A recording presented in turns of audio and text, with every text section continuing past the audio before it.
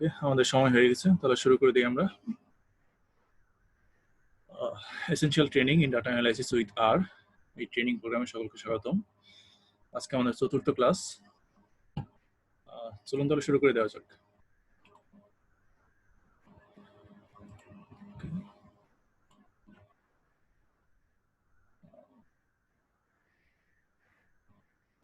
আচ্ছা, আজকের ক্লাসে আমরা গত ক্লাসে বিভিন্ন রকম ডাটা টাইপ সম্পর্কে আমরা শিখেছি।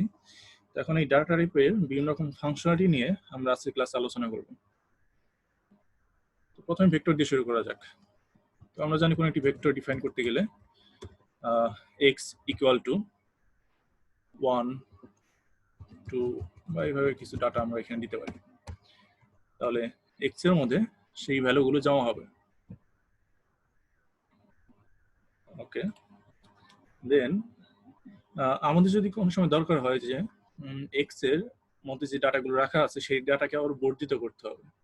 সাপোজ আমার 6 এর পরে আরো দুইটা সংখ্যা আমার এখানে জমা করতে হবে। তো এই ক্ষেত্রে আমি এই কাজটি করতে পারি, x equal to C X comma আমাদের নতুন ভ্যালুগুলো। এর মানে হলো আমাদের যে নতুন এক্স তৈরি হবে সেটার মধ্যে প্রথমে এক্স এর ভ্যালুগুলো থাকবে, মানে আগের এক্স এর যে ভ্যালুগুলো আছে সেগুলো থাকবে। এরপরে তার মধ্যে 4 7 3 এই তিনটা ভ্যালু জমা হবে। এখন যদি আমি এক্স কে ওপেন করি তাহলে দেখুন আগে 6 এর পরে 4 7 3 এই তিনটা ভ্যালু এখানে জমা হয়ে গেছে। ওকে, এই বর্ধিত করার আরেকটু উপায় আছে। এখন সাপোজ আমার জাস্ট 6 এর পরে পজিশনে একটা সংখ্যা লাগবে। তো এই ক্ষেত্রে আমি এই কাজটাও করতে পারি, এক্স ইকুয়াল টু এক্স, আমি জানি যে এর পজিশন আছে হলে টোটাল একটা দুইটা সরি এক্স এর মধ্যে বর্তমানে 1 2 3 4 5 6 7 8টা সংখ্যা আছে। তাহলে আমি নবম পজিশনে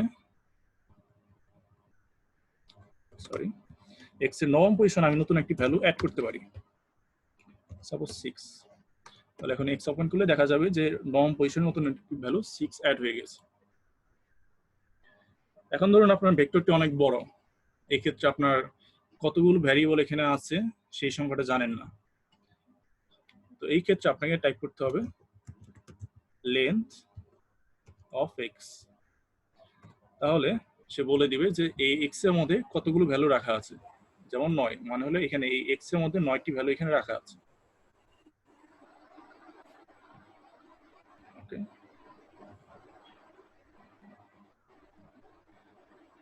তো একটা প্রশ্ন ছিল। হ্যাঁ বলেন। যদি এমন হয় যে এটার মাঝখানে আমাকে কোথাও এন্ট্রি দিতে হবে, যেমন হচ্ছে চতুর্থ পজিশনে দিতে হবে, তখন কি করে করতে পারবো? আচ্ছা, তো আমি যদি এই কোনো একটা নির্দিষ্ট পজিশন পরে কোনো ভ্যালু যদি জমা রাখতে চাই তাহলে আমাকে একটা ফাংশন ইউজ করতে হবে। সেই ফাংশনটা হলো অ্যাপেন্ড। আমি দেখাচ্ছি একটা উদাহরণ। সাপোজ আমার এক্স এর এই 3 নম্বর পজিশনের পরে, মানে 5 এর পরে আমাকে আরো দুইটা সংখ্যা এখানে অ্যাড করতে হবে। তো এই ক্ষেত্রে আমি এই কাজটি করতে পারি, x ইকুয়াল টু অ্যাপেন্ড। দেন অ্যাপেন্ডের প্রথমে লিখতে হবে আমি কোন ভেক্টরের মধ্যে ভ্যালুগুলো জমা করব। আমি এখানে x ভেক্টর ভ্যালু জমা করব, x কমা দিয়ে আমাদের নতুন ভ্যালুগুলো লিখতে হবে। সাপোজ আমাদের নতুন ভ্যালুগুলো হলো 7 and 2। এরপর আমাকে বলে দিতে হবে এই নতুন ভ্যালুগুলো কোন পজিশনে জমা হবে। আমি কমা দিয়ে এরপর লিখে দিতে হবে আফটার আমি 3 নম্বর পজিশনের পরেটি জমা করব, তাই লিখে দিব আফটার 3। এখন যদি এক্সটা ওপেন করি তাহলে দেখুন আমাদের এই 5 এর পরে 7 2 এই দুইটা সংখ্যা অ্যাড হয়েছে, এরপরে বাকি সংখ্যাগুলো। ওকে, তো বুঝতে পারছেন আপনি? জি, বুঝতে পেরেছি। আবার যদি আমি ভুল কোনো ডাটা এন্ট্রি দিয়ে থাকি সেটাকে রিমুভ করারও কি? হ্যাঁ, রিমুভ করে দেখাবো, রিমুভ করা যাবে। এরপরে আচ্ছা, তাও রিমুভ করাটা এখন দেখিয়ে ফেলি। সাপোজ আমাদের এই এক্স এর 5 নম্বর ডাটা এটা ভুল আছে, আমি এটা এখন রাখতে চাচ্ছি না, এটা ডিলিট করতে চাচ্ছি। তাহলে আমাকে লিখতে হবে x equal to x third bracket, এটা হলো 5 নম্বর, এই ডাটাটা আছে 3 নম্বর পজিশনে, তো আমাকে লিখে দিতে হবে -3, মানে হলো আমি 3 নম্বর পজিশনে যে ডাটাটা সেটি বাদ দিয়ে দেব। এখন যদি এক্স প্রিন্ট করি তাহলে দেখুন সেখান থেকে এই 5 এই ডাটাটি চলে গেছে। একই রকম ভাবে আমি সাপোজ আমাদের 3 থেকে 5 এই পজিশনে যে ডাটাগুলো আছে সেগুলো বাদ দিতে হবে, তাহলে এই ক্ষেত্রে আমি লিখে দিতে পারি x equal to x -3 to -5। তাহলে এখন এক্স এর মধ্যে 3 নম্বর পজিশন থেকে 5 নম্বর পজিশন যে ডাটাগুলো সেগুলো বাদ হয়ে গেছে। এরপর আমি নির্দিষ্ট কন্ডিশনের ভিত্তিতেও আমি ডাটাগুলোকে আলাদা করতে পারি। সাপোজ আমার এক্স এর মধ্যে এখন 1464736 এই কয়টা ডাটা আছে, আমার এর মধ্যে জাস্ট সাপোজ 4 থেকে বড় যে সংখ্যাগুলো আছে সেই সংখ্যাগুলো আমার এখান থেকে বের করতে হবে। তো এর জন্য আমি এটা করব, সাপোজ এটা আমি অন্য একটি ভ্যারিয়েবলে রাখতে চাই, যেমন z equal to x third bracket x greater than 4। এর মানে হলো এক্স যে ভেক্টরটা আছে এই ভেক্টরের মধ্যে যে সকল এলিমেন্টের ভ্যালু 4 এর চেয়ে বড় সেই সকল এলিমেন্টগুলো আলাদা হয়ে যেটার মধ্যে জমা হবে। আমি যদি এখন জেট ওপেন করি তাহলে দেখুন 4 থেকে বড় যে সংখ্যাগুলো 676 এই সংখ্যাগুলো আলাদা হয়ে গেছে।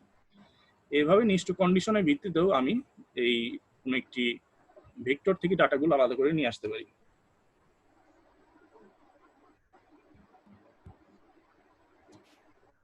ওকে, তো ভেক্টর, এরপর আমরা এখন লিস্ট নিয়ে কিছু আলোচনা করি। তো আমরা গত ক্লাসে দেখেছিলাম যে লিস্ট তৈরি করতে গেলে আমাকে লিস্ট ফাংশনটি ইউজ করতে হয়। লিস্টের ভিতরে আমাকে ভ্যালুগুলো বসে দিতে হবে।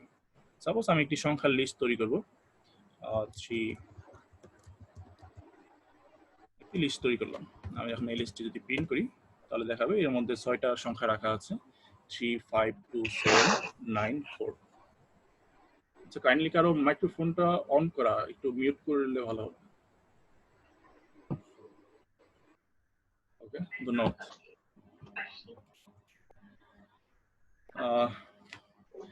তো এখন আমরা গত ক্লাসে আরেকটি জিনিস দেখেছিলাম যে লিস্টের মধ্যে যে আইটেমগুলো আছে এই আইটেমগুলো আমরা নির্দিষ্ট নাম দিতে পারি। তো এই আইটেমগুলো নাম দেওয়ার জন্য আমাকে নেমস ফাংশন ইউজ করতে হতো। নেমস এর ভিতরে আমি এলএসটি এই লিস্টের নাম দেব, ইকুয়াল টু আমাকে নামগুলো লিখে দিতে হতো। আমার এখানে 6টা আইটেম আছে, তাই 6টা আইটেমের নাম আমাকে বলে দিতে হবে। সাপোজ বলে দিলাম, সংক্ষেপে লিখে যাচ্ছি, I1, সেকেন্ডটা হলো I2, third I3, fourth I5 and I6।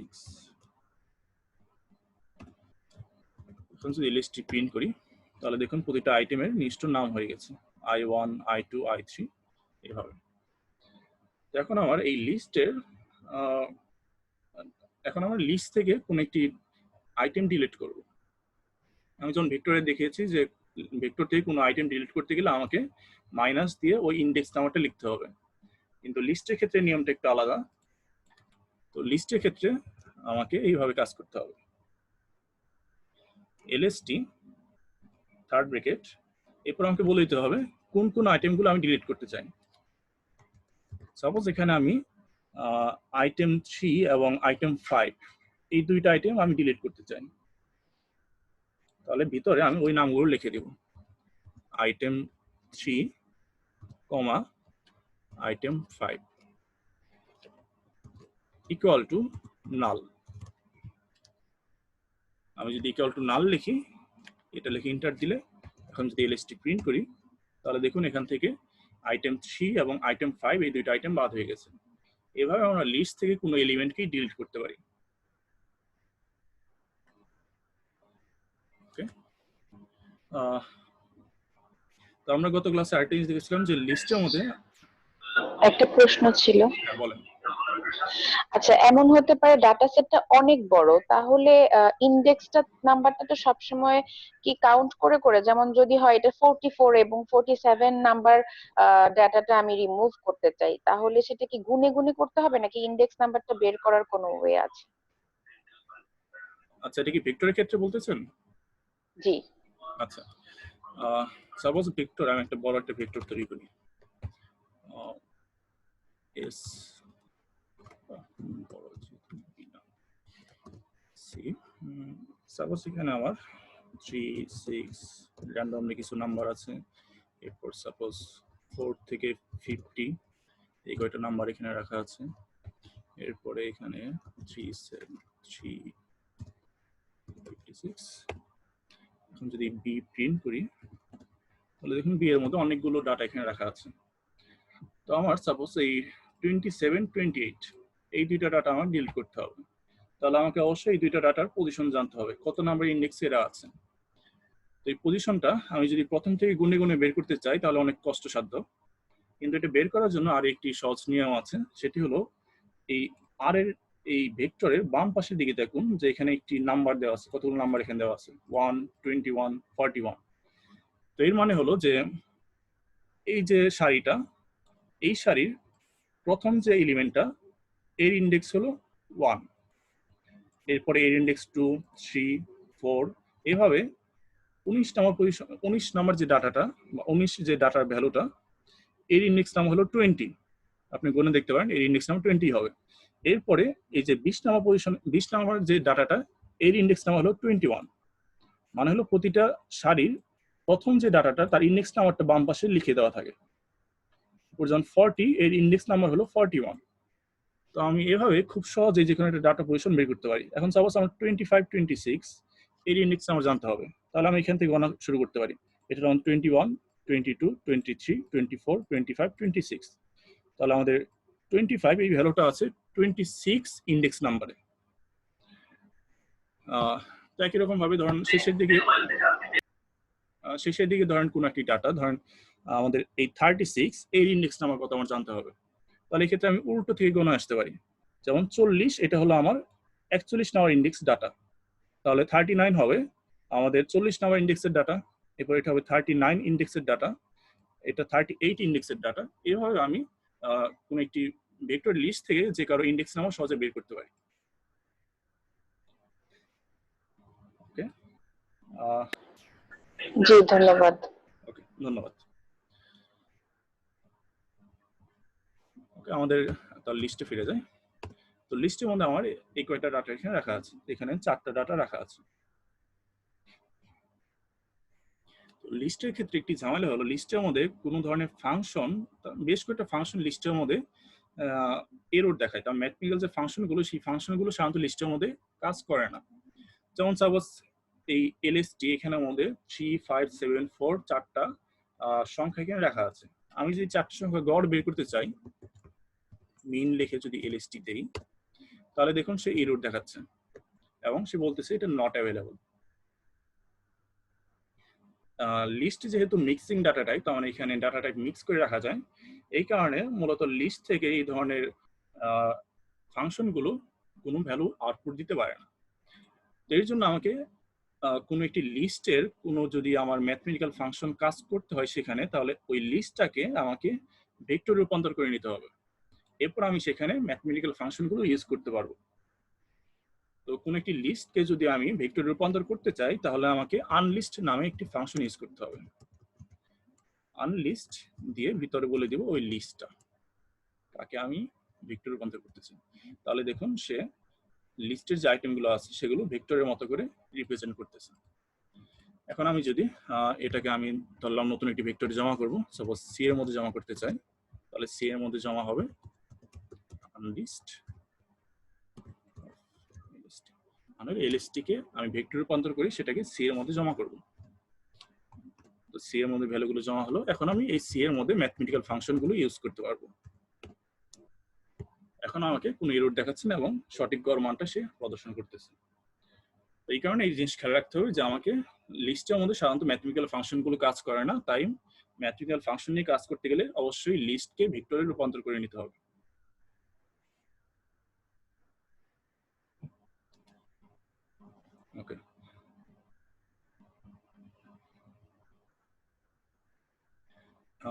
আমরা যেমন ভেক্টরের ক্ষেত্রে দেখলাম যে নির্দিষ্ট একটা কন্ডিশনের ভিত্তিতে আমি ডাটাগুলোকে আলাদা করতে পারি, এরকম লিস্টের ক্ষেত্রেও আমাদের যেমন এলএসটি, এখানে কয়েকটা ডাটা আছে 3, 5, 7, 4। সাপোজ আমাদের এই লিস্ট থেকে 5 থেকে বড় বা 5 এর সমান বা 5 থেকে বড় যে ডাটাগুলো আছে সেই ডাটাগুলোকে আমাকে বাদ দিতে হবে। মানে হলো আমি 5 থেকে বড় ডাটাগুলো বাদ দিব। তাহলে এই ক্ষেত্রে আমি এই কাজটা করতে পারি সহজেই। সেটি হলো এলএসটি এর মধ্যে যাদের ভ্যালু 5 এর বড় অথবা সমান সেই ভ্যালুর ক্ষেত্রে আমি নাল লিখে দেব। আমরা আগেই দেখেছি যে নাল লিখলে লিস্টের আইটেমটা ডিলিট হয়ে যায়। এখন যদি এলএসটি প্রিন্ট করি তাহলে দেখুন সেখান থেকে 5 থেকে বড় মানে 5, 7 এই দুইটা আইটেম ছিল, দুইটা আইটেম বাদ হয়ে গেছে। এভাবে আমরা নির্দিষ্ট কন্ডিশনের ভিত্তিতে লিস্ট থেকেও ডাটাগুলোকে বাদ দিতে পারি বা আলাদা করতে পারি। ওকে, তো এরপরে এখন আমরা ম্যাট্রিক্স নিয়ে আলোচনা করি। ম্যাট্রিক্সে কিছু অপারেশন দেখা যাক। তো আমাদের যে ভেক্টরগুলো আছে, একটি ভেক্টর নেই, যেমন এক্স ভেক্টরে কয়টা ডাটা আছে 1 2 3 4 5 6 7, 7টা ডাটা দিয়ে কোনো ম্যাট্রিক্স তৈরি করা যাবে না। আমি আরো দুইটা ডাটা এখানে অ্যাড করি। তাহলে এক্স এর মধ্যে x, 5, 3। তাহলে এক্স এর মধ্যে এখন 9টি ডাটা আছে। আমি কয়টি ডাটা আছে এটি দেখার জন্য আমি আগে দেখেছি লেন্থ নামে ফাংশন আছে। লেন্থ এক্স দিলে এর মধ্যে কয়টি ডাটা আছে সেটি শো করবে। এখন আমি এই 9টি ডাটা দিয়ে আমি 3x3 একটি ম্যাট্রিক্স তৈরি করব। তাহলে ম্যাট ইকুয়াল টু ম্যাট্রিক্স, আমি কোন ভেক্টর থেকে ম্যাট্রিক্স তৈরি করব সেটা লিখে দিতে হবে, কমা দিয়ে তার ডাইমেনশন। এখন যদি ম্যাট এটা ওপেন করি,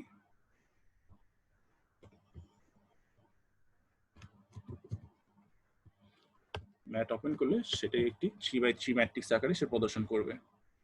তো এখানে বাই কলাম ডাটাগুলো অ্যাড হয়েছে। আমি যদি বাই রো অ্যাড করতে চাইতাম তাহলে আমি এখানে জাস্ট বাড়তি একটি আর্গুমেন্ট অ্যাড করে দিতাম। গত ক্লাসে আমরা সেটা নিয়ে আলোচনা করেছি। তো আমি যদি বাই রো এখানে অ্যাড করতে চাইতাম তাহলে by row is equal to true লিখে দিলে এখানে রো ভিত্তিক ডাটাগুলো অ্যাড হতো। বর্তমানে কলাম ভিত্তিক ডাটাগুলোকে অ্যাড করা হয়েছে। আচ্ছা, যাই হোক, তো আমরা এখন এই ম্যাট্রিক্সের বিভিন্ন রকম অপারেশন দেখি। তো আমি যদি কোনো একটি ম্যাট্রিক্সের ট্রান্সপোজ ম্যাট্রিক্স বের করতে চাই তাহলে জাস্ট আমাকে লিখে দিতে হবে T of A, sorry T of ওই ম্যাট্রিক্সের নাম ম্যাট, দেন আমাদের যে ম্যাট্রিক্সটা ছিল সেটি ট্রান্সপোজ ম্যাট্রিক্সটা এখানে লিখে দেখাবে। তো ট্রান্সপোজ ম্যাট্রিক্সটা হলো রোকে কলামে রূপান্তর করা এবং কলামকে রোতে রূপান্তর করা। আচ্ছা, এরপরে আমি এই ম্যাট্রিক্সের ইনভার্স ম্যাট্রিক্স বের করতে পারি। আচ্ছা, ম্যাট্রিক্সের বিষয়গুলো সবার হয়তো বোধগম্য নাও হতে পারে। যারা ম্যাথমেটিক্স বা সায়েন্স ব্যাকগ্রাউন্ডের তারা এটা বুঝতে পারবেন, অথবা যাদের এই বিষয়ে ধারণা আছে তারা এগুলো বুঝতে পারবেন। আমি মূলত তাদের জন্যই এই অপারেশনগুলো দেখাচ্ছি। তো আমি যদি এই ম্যাট্রিক্সের ইনভার্স ম্যাট্রিক্স বের করতে চাই, বিপরীত ম্যাট্রিক্স, তাহলে আমাকে সলভ অফ ম্যাট লিখে দিতে হবে। তাহলে আমাদের যে ম্যাট্রিক্সটা আছে সেই ম্যাট্রিক্সের ইনভার্স ম্যাট্রিক্স বের করে সেই ভ্যালুটা এখানে শো করবে। এরপরে আমি যদি ম্যাট্রিক্স মাল্টিপ্লিকেশন করতে চাই, সাপোজ আমি ম্যাট 2 নামে আরেকটি ম্যাট্রিক্স তৈরি করব।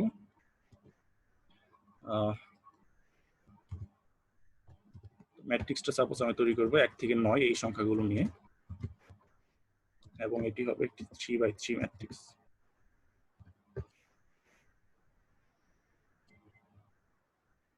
ওকে, আমাকে তাহলে অন্য একটা ভেক্টর ডিফাইন করে নিতে হবে। ডি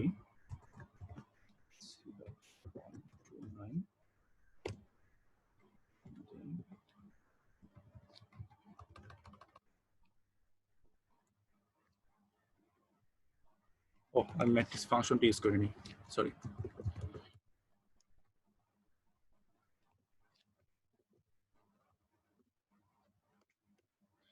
তো আমি এখন ম্যাট 1 এবং ম্যাট 2 এই দুইটি ম্যাট্রিক্স গুণ করব।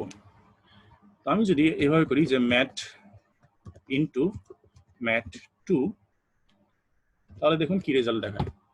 তাহলে দেখুন যে রেজাল্টটা দেখালো সেটি হলো এলিমেন্ট ওয়াইজ গুণ, মানে হলো এর ম্যাট 1 এর প্রথম পজিশনে যে ভ্যালুটা ছিল 1, তার সাথে ম্যাট 2 এর প্রথম পজিশনে ভ্যালু 1 গুণ করছে, তাহলে এখানে 1 শো করবে।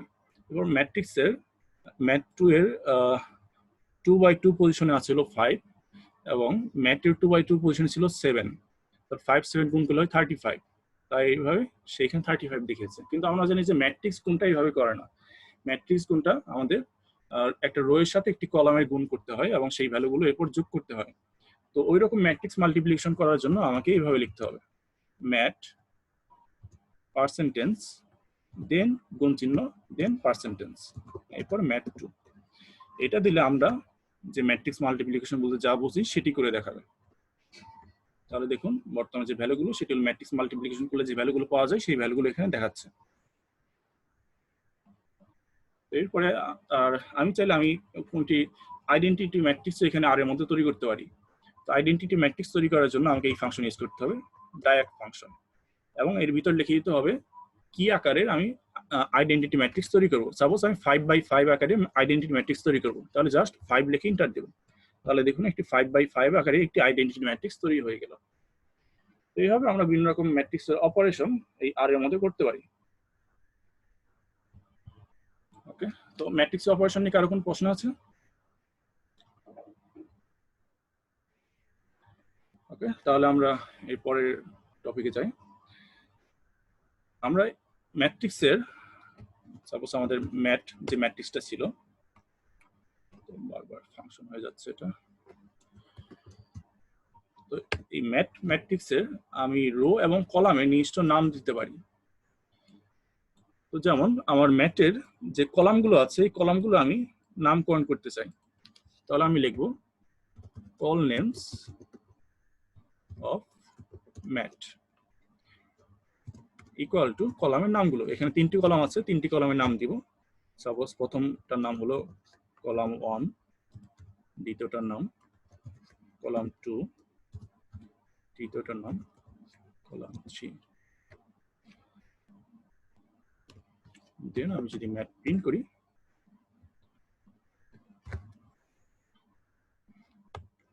তাহলে এই কলামগুলো নির্দিষ্ট নাম এখানে জমা হয়ে গেছে। একই রকম ভাবে আমি রো এরও নাম দিতে পারি, তাহলে আমাকে ইউজ করতে হবে row names of mat equal to, এরপর এখানে রো এর নামগুলো দিতে হবে, রো 1, রো 2, রো 3, যে কোনো নাম আপনি চাইলে দিতে পারবেন এখানে। এখন যদি আমি ম্যাথটা প্রিন্ট করি, তাহলে দেখুন এখানে রো গুলো একটি নির্দিষ্ট নাম দেওয়া হয়ে গেছে। এবার আমরা ম্যাট্রিক্সের নির্দিষ্ট কলাম এবং রো এর নামকরণ করতে পারি।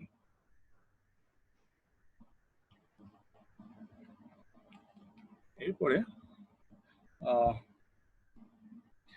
আচ্ছা, এখন এই ম্যাট্রিক্সের বিষয়ে কারো কোনো প্রশ্ন আছে? ম্যাট্রিক্স রিলেটেড যে কোনো প্রশ্ন কারো তাহলে করতে পারেন, আমরা এখন পরের টপিকে চলে যাব।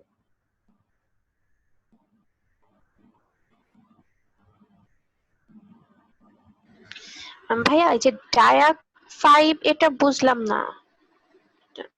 আচ্ছা, আইডেন্টিটি ম্যাট্রিক্সটা বুঝেন? না, ঠিক মনে পড়তেছে না।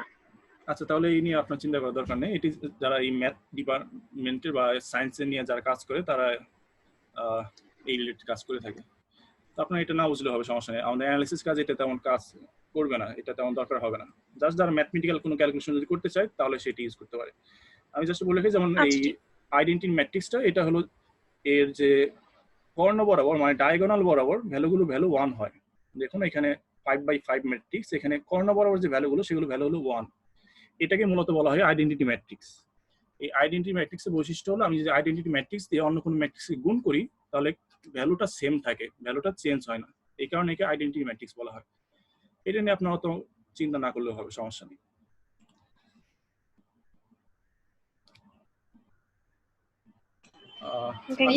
হ্যাঁ বলেন। হ্যালো, হ্যাঁ বলেন। ভাইয়া আমরা কি আর এর মাধ্যমে আইগেন ভ্যালুজ বা হচ্ছে ডায়াগোনালাইজ করতে পারবো কোনো ম্যাট্রিক্সকে? হ্যাঁ, এই ধরনের ফাংশনও আছে। আমি আসলে এটা এই কোর্সের মধ্যে ইনক্লুড করি নাই, কারণ এটা একটু যারা ম্যাথ ডিপার্টমেন্ট তারা বুঝতে পারবে, কিন্তু অন্যরা সাধারণত বুঝতে পারবে না। এই কারণে আমি এটা কোর্সে ইনক্লুড করিনি, তবে এটা করা যাবে। আপনি যদি ইন্টারেস্টেড হন তাহলে আমি ক্লাসরুমে পোস্ট করে দেবো। আচ্ছা ঠিক আছে ভাইয়া। ওকে।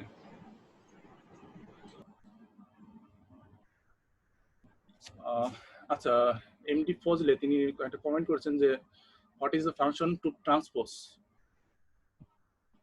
তো ট্রান্সপোজ ম্যাট্রিক্সের জন্য আমাকে টি ফাংশন ইউজ করতে হবে। সাপোজ আমাদের ম্যাট 2, এই ম্যাট্রিক্সটা ছিল এটা, আমি যদি টি অফ ম্যাট 2 দেই তাহলে এর ট্রান্সপোজ ম্যাট্রিক্সটা বের হবে।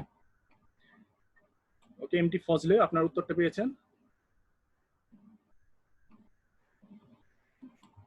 ওকে।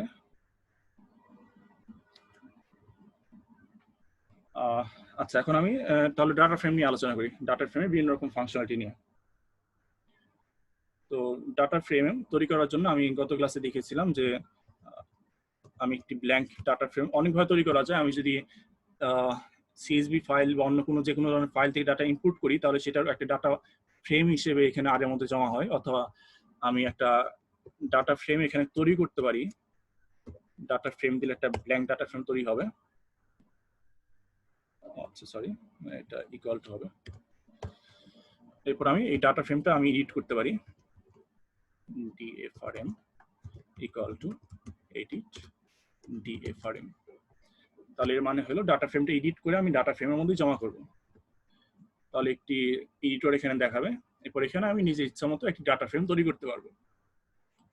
তো আমার গত ক্লাসে একটি ডাটা ফাইল এখানে রয়ে গেছে, যে কারণে আমি এখন তৈরি করবো না, আমি ওটা ওপেন করে দেখাই। ডাটা ফাইল, একটি ডাটা ফ্রেম এখানে এখানে নেম, রোল, মার্কস 3টা ফিল্ড আছে এবং এখানে 2টি কলাম রো আছে। আচ্ছা, তো এখন কলামের সাপোজ আমাদের এই ডাটা ফাইলের মধ্যে আমাকে আরো 2টি কলাম আমাকে অ্যাড করতে হবে। মানে হলো আমি এক্সাম্পল দেখাচ্ছি।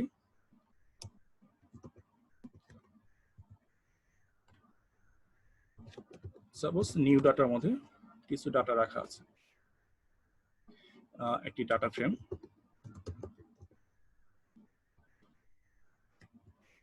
আমি যদি ডাটা এডিট করি,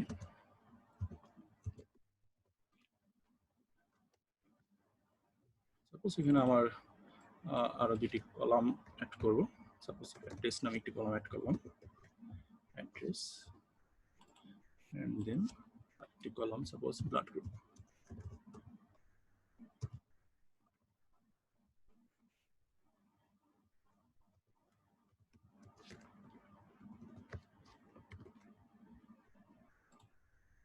এখানে আমাদের 2টি ডাটা আছে, তাই এখানে 2টি ডাটা ইনক্লুড করি। সাপোজ রহিমের অ্যাড্রেস হলো ঢাকা এবং তার blood group suppose B positive, এবং তালুকদার তার অ্যাড্রেস সাপোজ সিলেট, তার blood group O positive. Okay, এখন যদি আমি নিউ ডাটা ওপেন করি তাহলে দেখুন এখানে আমাদের 2টি কলাম আছে। তো আমি চাচ্ছি এই ডাটা ফাইলের যে ডাটাগুলো আছে এর মধ্যে এই 2টি কলাম আমি অ্যাড করব। তাহলে এর জন্য আমাকে এই ফাংশনটি ইউজ করতে হবে। সাপোজ আমাদের ফাইলের নাম ডাটা ফাইলই রাখলাম, data file equal to c bind. এর পূর্ণরূপ হলো কলাম বাইন্ড, মানে হলো কলামগুলো আমি একত্র করব। সি বাইন্ড দিয়ে আমি কার কার কলাম একত্র করব সেগুলো লিখে দিতে হবে।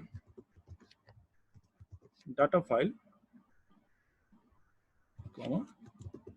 নিউ ডাটা, এর মানে হলো ডাটা ফাইলে যে কলামগুলো আছে তার সাথে নিউ ডাটার কলামগুলো একত্র হবে। এখন আমি যদি এই ডাটা ফাইলটা ওপেন করি তাহলে দেখুন এখানে যে নতুন 2টি কলাম অ্যাড্রেস এবং ব্লাড গ্রুপ সেগুলো অ্যাড হয়ে গেছে।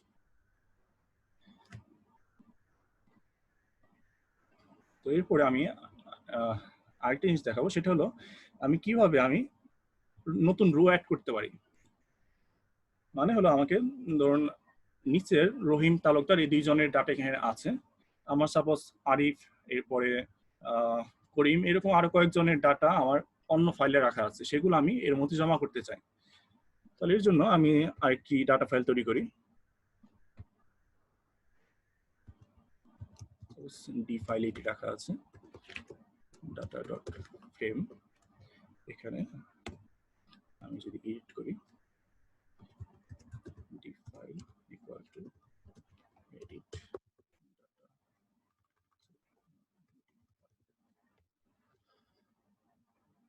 এখানে অবশ্যই আমার যদি রো অ্যাড করতে চাই, তাহলে আমাকে ওই ডাটা ফাইলের মধ্যে সেম সংখ্যক কলাম থাকতে হবে।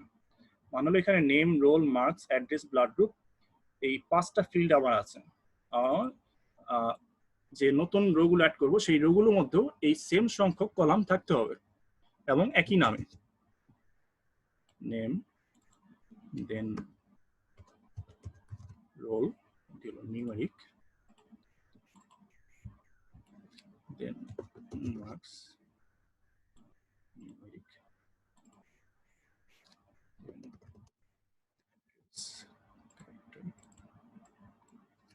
then blood group.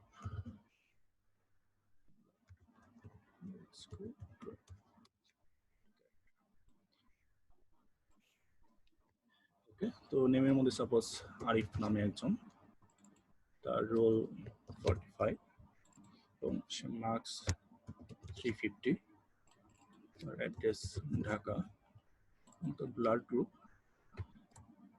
ও নেগেটিভ। দেন আরেকজন সাপোজ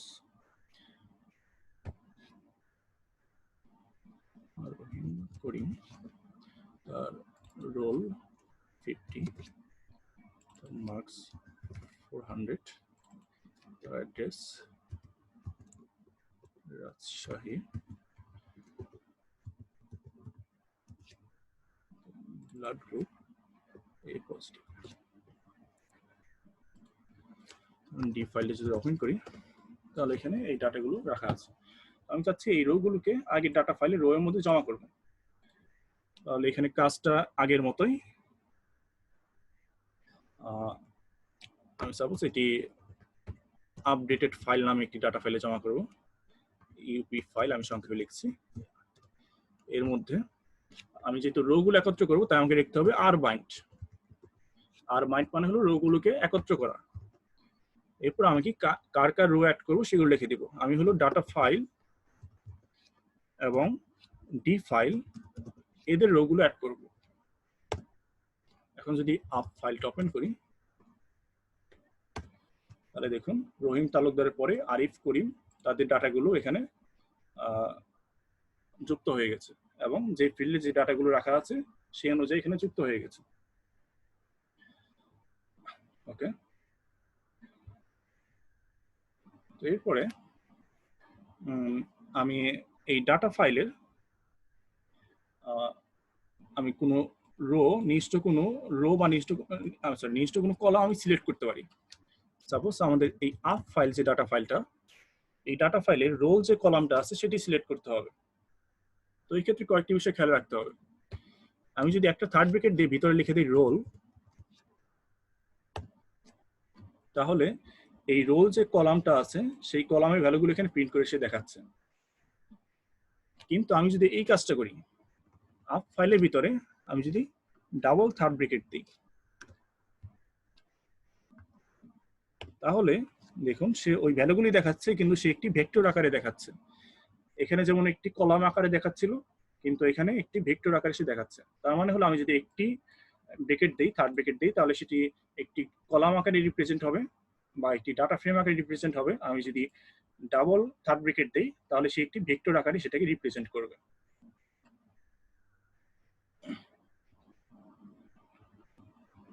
তো এরপরে আমি চাইলে এই কলামগুলোর অর্ডার চেঞ্জ করতে পারি। মানে হলো আমার সাপোজ আমার নেমের পরে মার্কস রাখতে হবে, এরপর রোলটা তারপরে যাবে, এরপর আগে ব্লাড গ্রুপ এবং শেষে অ্যাড্রেস। এরকম আমি নিজের মতো করে আমি এই কলামগুলো অর্ডার করতে চাই। তো এর জন্য আমাকে এইভাবে কাজ করতে হবে up file equal two up file third bracket